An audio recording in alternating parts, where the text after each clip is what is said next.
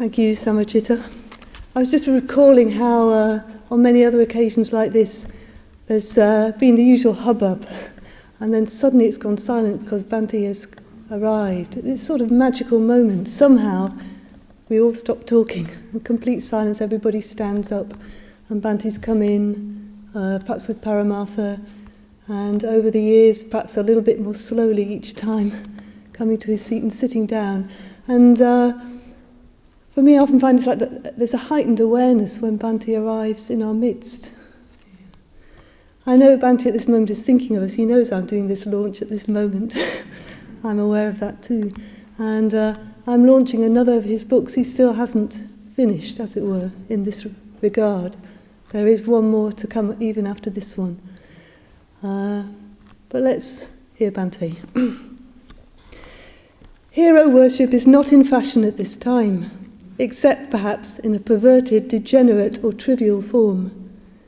History is nowadays presented, even to children, in terms of the small doings of ordinary people, rather than the momentous actions of great individuals. And this does seem to me a very unfortunate development. We need people we can look up to, people on whom we can model ourselves and from whom we can derive inspiration. We need, in short, heroes in the true positive sense. Above all, we need spiritual heroes, and not only heroes from the dim and distant past, but also heroic exemplars from our own time. Thus Banty, speaking on October the 14th, 1995, that date being, coincidentally, as I'm sure some of you have noted, the anniversary of Dr. Ambedkar's Great Conversion. Banty was speaking at an event organised by the Maha Bodhi Society, which had been founded by another great figure of modern times, Anagarika Dharmapala. From his earliest youth, Banty steeped himself in the lives and works of the great men and women of the world and took inspiration from them. In his library, the collection of books, the wonderful collection of books which he has bequeathed to us and which will in time be available at Adhisthana, you'll find that one of the largest sections is his collection of biographies. During his early years in India, Banty visited the Maha Bodhi Society headquarters in Calcutta, but was struck by a physical and moral degeneracy. Despite this unpromising first contact with the society, when Devapriya Valisinha, the General Secretary, wrote in the summer of 1952 inviting the young English monk to contribute a biographical sketch of Dharmapala for the Society's Diamond Jubilee souvenir, Sangharakshita, who was eager for some new literary outlet for stepping stones his journal of Himalayan religion and culture had folded due to lack of funds, he was happy to accept. So it was that in September that year he travelled down from the hills to the hot and dusty plains and took up residence at the Maha Bodhi Society's headquarters at 4A Bankim Chatterjee Street, Calcutta, to write what I believe is still today the only existing biography in English of one of the Buddhist world's greatest modern figures. Of course, he didn't have the internet at his disposal, no Wikipedia, no library even. What he did have was rather more than half of the 40 blue-bound quarter diaries which Dharmapala had kept throughout his life, plus his reminiscences of my early life and some personal recollections from Devapriya Valisinha. For the next few weeks, the young Sangharakshita immersed himself in the diaries. As he describes it in his memoirs, he lived, thought, and felt Dharmapala. Practically all my waking hours were spent either writing or reading about him. He goes on to say that, to such an extent did I identify with him, it was as though I was myself actually present with him throughout his career and witnessed each episode in his life as it occurred.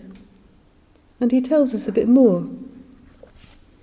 I was with him when he met the founders of the Theosophical Society, with him when he accompanied Madame Blavatsky to Adyar and was told by her to study Pali and work for the good of humanity. With him when he toured the villages of Ceylon with Colonel Olcott. With him when he visited Japan. With him when he went on pilgrimage to India. Above all, perhaps, I was with him when, in January 1891, he visited Buddha Gaya, and received the inspiration that was to change not only his whole life, but the whole course of modern Buddhist history. The inspiration to stay and care for the sacred spot, then in a shamefully neglected condition. Thereafter I was with him when he founded the Maha Bodhi Society, when he visited England and America, when he attended the World Parliament of Religions in Chicago, when he met Mrs. Mary E. Foster, the most munificent of his supporters, when he visited the Far East, when he went on an extended tour of North India, when he battled for possession of Buddha Gaya, when he sought to reawaken the national spirit among his Sinhalese fellow countrymen, when he was interned in Calcutta, when he built the Sri Dhammarajika Chaitya Vihara and the Mula Gandhakuti Vihara in Sarnath, when he started a Buddhist mission in London, when he took first lower and then higher ordination as a monk. I was with him in the East and in the West, in youth and in old age, in his dreams and his meditations, in success and in failure, in health and in sickness. And of course he was at his side when he finally passed away. So this is what we encounter when we read the biographical sketch. Banty has stepped into the world of Anagarika Dharmapala and is able to present it to us with an exceptional vividness that comes of his imaginative identification with the great man. So to read the biographical sketch is not only to learn quite a lot of Buddhist history in a very enjoyable way, it is to encounter greatness, even to encounter greatness meeting greatness. For in my view, Banty too is one of the great Buddhist figures of modern times. But the volume I'm recommending to you today has even more delights. Alongside the biographical sketch is a short piece about Mrs. Mary E. Foster, who is a descendant of King Kamehameha of Hawaii. And she was Dharmapala's great patroness. You can catch a glimpse of the moving and inspiring relationship between the two. You'll also find a collection of 65 of Dharmapala's immortal sayings, gleaned by Banty from Dharmapala's diaries. I'll read you a couple to give you an idea, and you'll see how much they bring out that Dharmapala was not only a religious activist, but a deeply spiritual man in the sense of having a deep and intense inner and meditative life. The uncontaminated mind is radiant. The contaminations are later accretions. Absolute peace amidst the clanging of a million bells is only possible when the nirvana consciousness unfolds itself. But if the first three parts of this volume concern Anagarika Dharmapala directly, the last two have a connection with him only indirectly, in that they too are contributions written by Sangharakshita for the Maha Bodhi journal which Dharmapala founded. Firstly, there are the collection of writings by that mysterious personage, Himavantavasi, who wrote a column for the Maha Bodhi called In the Light of the Dhamma. Writing under this pseudonym, Sangharakshita was able to comment, often humorously and with characteristic clarity, warm appreciation, and sometimes hard-hitting analysis on the contemporary Buddhism, East and West, of the time, 1950s. And so we have Buddhism and astrology, the demoniacal in the Far East, and the demoniacal in Spain.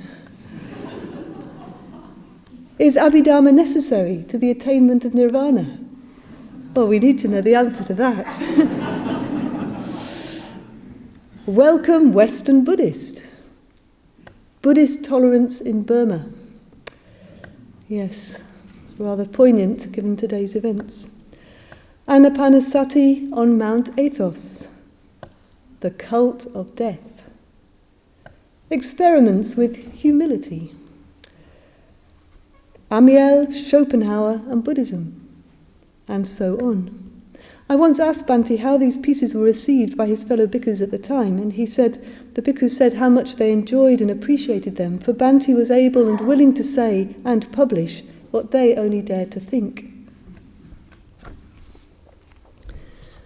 And finally, this volume includes 15 of the 60 or so book reviews which Banty wrote for the Maha Bodhi journal. Reviews of such well-known titles as Zen in the Art of Archery, and Dr. Konza's translations of the Paramita literature, or such intriguing ones as the Buddhist Jataka stories and, can you guess, the Russian novel.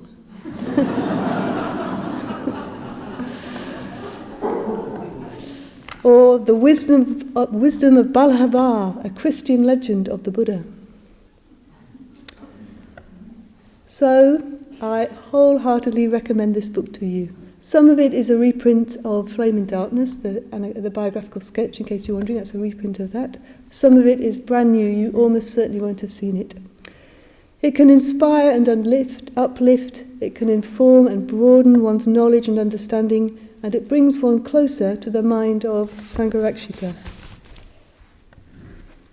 Retailing at £10, available from lulu.com at £6 plus postage, called Anagarika Dharmapala, a biographical sketch, and other Maha Bodhi writings by Sangharakshita. Thank you.